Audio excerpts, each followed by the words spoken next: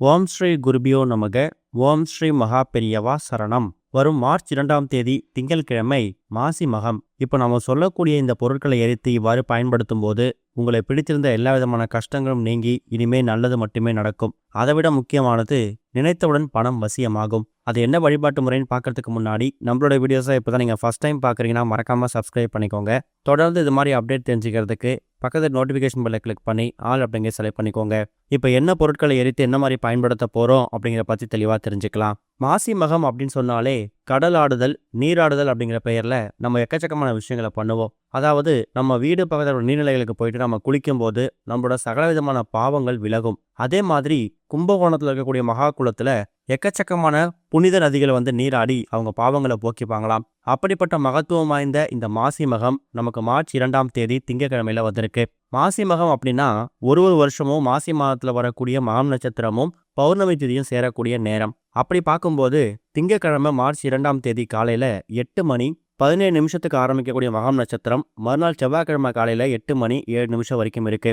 பௌர்ணமி திதியை பொறுத்த வரைக்கும் மார்ச் 2ஆம் தேதி திங்கட்கிழமை மாலை ஒரு 6 மணி 28 நிமிஷத்துக்கு ஆரம்பித்து மறுநாள் செவ்வாய்க்கிழமை மாலை 5 மணி 52 நிமிஷம் வரைக்கும் இருக்கு. எப்படி பார்த்தாலும் நமக்கு திங்கட்கிழமை சாயந்தரம் 6:30 மணிக்கு மேல மகம் நட்சத்திரமும் இருக்கு, பௌர்ணமி திதியும் இருக்கு.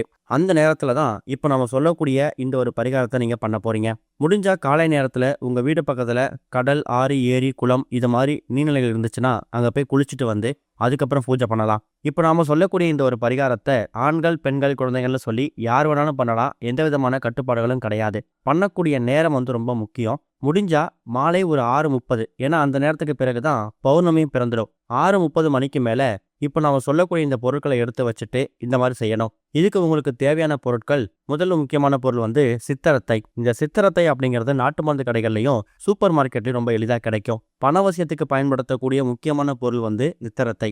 ஒரே ஒரு துண்டு இருந்தா கூட போதும். அடுத்து ஒரு முக்கியமான பொருள் பணவசியம், ஜனவசியம், அதே மாதிரி லட்சுமி கடாட்சம் பெருகக்கூடிய பொருள் ஏலக்காய். அதுல ஒரே ஒரு ஏலக்காய் எடுத்து வச்சுக்கோங்க. கடைசியா ஒரே ஒரு துண்டு கிராம்பு. கிராம்பு அப்படிங்கிறது காரியத்தடை நீக்கி, வீட்டில் இருக்கக்கூடிய ஏதாவது சுபகாரியத்தடை நீண்டுகிட்டே போகுது, எந்த காரியத்தை தொட்டாலும் அதை தடைப்பட்டுக்கிட்டே போகுது அப்படின்னு நினைக்கிறவங்க ஒரே ஒரு துண்டு கிராம்பு எடுத்துக்கணும். கடைசியா பச்சை கற்பூரம். பச்சை கற்பூரத்தை மகிமை பத்தி நம்ம சொல்லி தெரிய தேவையில்ல.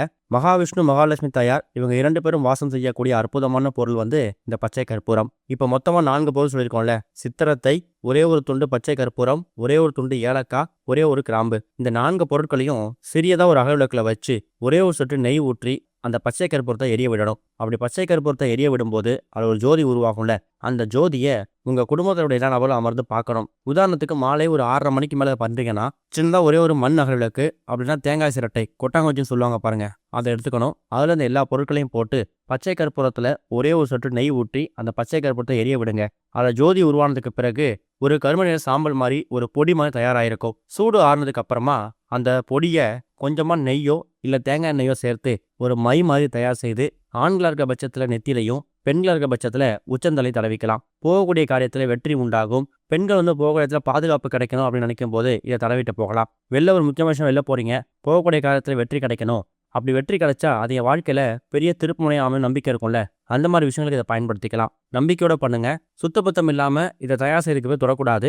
பூஜை வச்சு பத்திரப்படுத்திக்கோங்க.